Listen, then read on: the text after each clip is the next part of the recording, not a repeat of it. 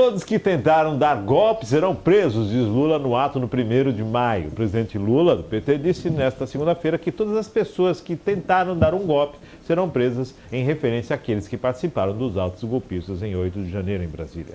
Vocês se lembram que tentaram dar o golpe no dia 8, afirmou o presidente durante o ato das centrais sindicais para celebrar em São Paulo o Dia do Trabalho. Em seguida, prometeu punição, que na prática depende de decisões do Judiciário, não do Executivo. A promessa vem na esteira da CPI que o Congresso investigará as circunstâncias que propiciaram as cenas de destruição na capital, uma semana após Lula tomar posse do seu 3º mandato.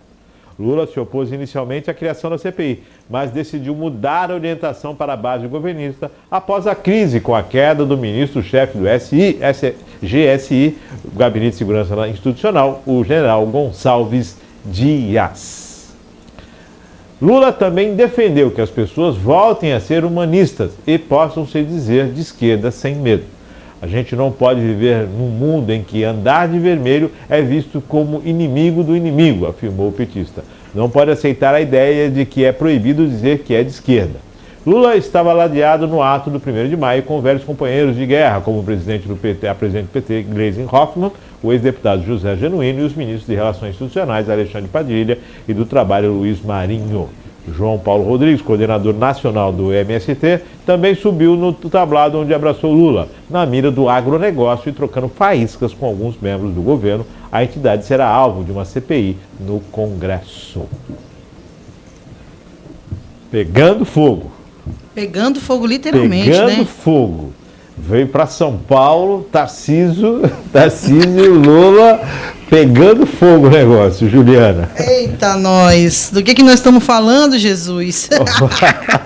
Nós estamos falando de agronegócio, nós estamos falando de CPI, nós estamos falando de 8 de janeiro. Tá.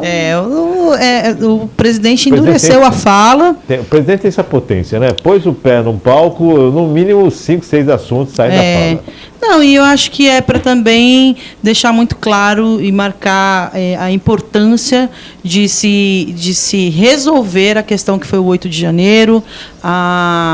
Nada justifica os atos que aconteceram, nem culpar determinada pessoa ou partido ou situação, porque da mesma forma que a gente não pode ter medo de andar de vermelho na rua, a gente também não pode ter medo de usar a camisa da seleção brasileira.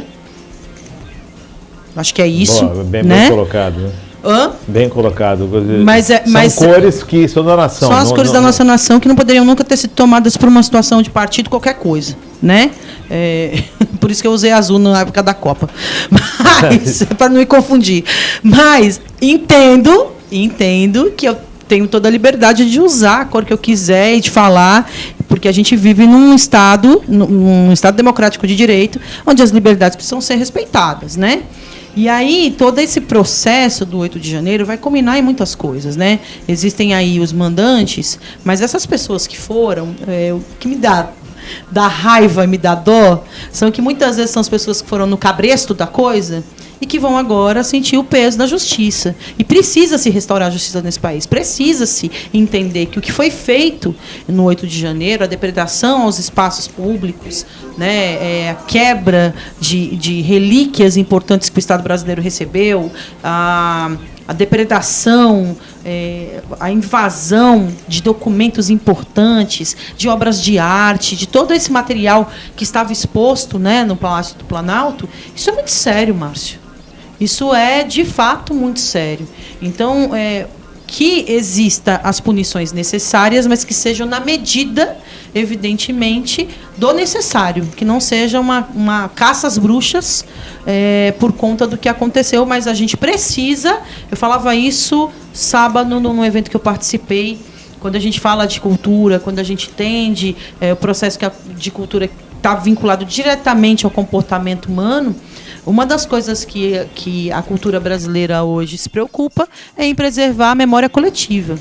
E o que a gente precisa entender é que o brasileiro não tem memória coletiva. Se tivesse memória coletiva, a gente tinha pensado 3 vezes que já tivemos governos autoritários no país e que a gente teria muito mais cuidado na hora de escolher diversos representantes. Eu não estou nomeando uma pessoa em específico, estou falando de diversos governos que são arbitrários, que não escutam, que não dialogam com a sociedade, e isso é um ponto a ser pensado.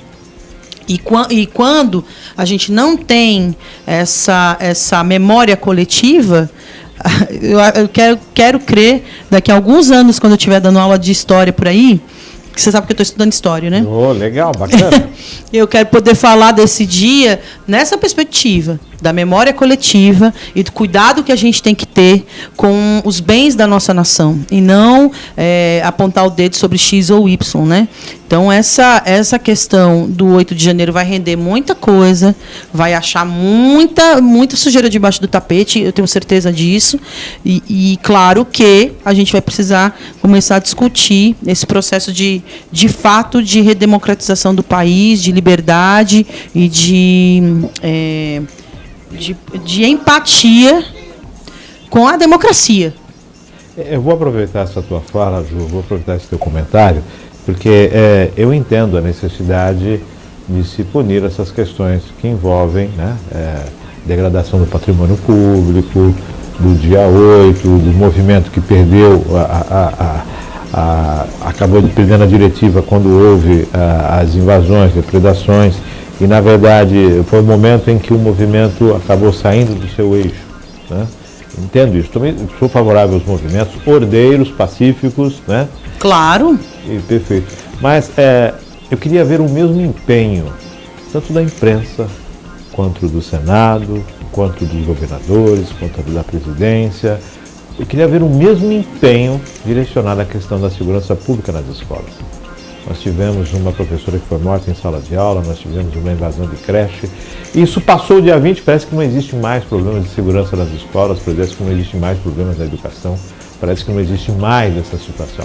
Eu estou gostando de ver o empenho relacionado no dia 8, mas eu queria ver esse exemplo relacionado a outras coisas que são de suma importância na vida do brasileiro.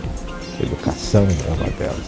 Infelizmente, a gente vê no palco das notícias, né, que essas acabam perdendo a notoriedade e ficando no esquecimento. Então isso me preocupa.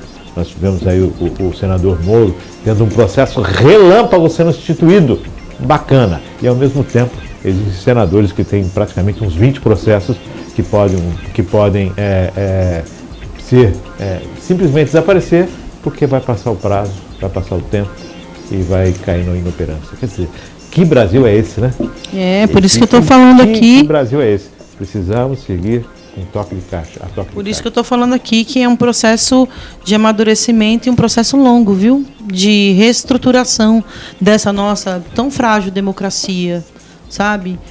Não é só pelas polarizações que existiram, sobre as polêmicas. Quando você traz essa questão das escolas, isso pega fundo na gente. Eu tenho um filho na escola, você teve sua filha na escola o tempo todo, né? Então, de que forma que a gente, que cidadão, do dia a dia, trabalhador, como a gente interfere nessas dinâmicas e como a gente cobra, de fato, essas melhorias, né, nas diversas áreas da sociedade, né? Essa questão da segurança é muito séria.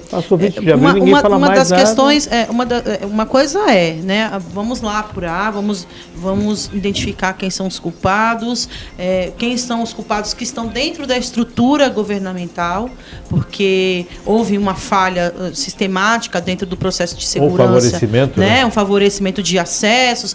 E eu não estou falando que foi mandado de cima para baixo. É da relação daquele servidor com o ato que está acontecendo. Se eu estou vendo depredar um bem público, eu, como servidora pública, eu tenho que intervir. Eu não preciso que ninguém me diga. Eu não preciso de ordem. Eu sei que eu tenho que proteger aquele patrimônio. Porque eu pelo menos, me pautei, quanto servidora pública, de entender que eu sirvo ao público e cuido e zelo pelos patrimônios públicos.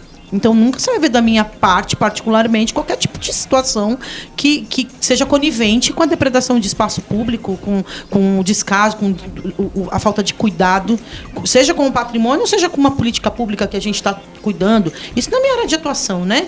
E assim, penso eu e conheço e sei de diversos servidores que trabalham com essa ótica. Mas esse problema do dia 8, ele é sistemático. ele é de baixo para cima e de cima para baixo. Né? Porque, como você bem falou, todas as manifestações pacíficas têm que ser escutadas. É um movimento, senão não estou falando de liberdade. Sim, agora, de manifestar, de colocar a minha opinião, de colocar o meu desagrado, ou de prestar apoio a um determinado movimento. Mas quando você traz essas outras questões que envolvem diretamente a sociedade, mas que parece que o Estado não responde na mesma energia, de fato, a gente entende que tem ações que são mais tratadas com maior prioridade e outras nem tanto. E quando a gente fala de segurança, quando a gente fala de bem-estar da população, isso tem que ser a primeira coisa a ser pensada.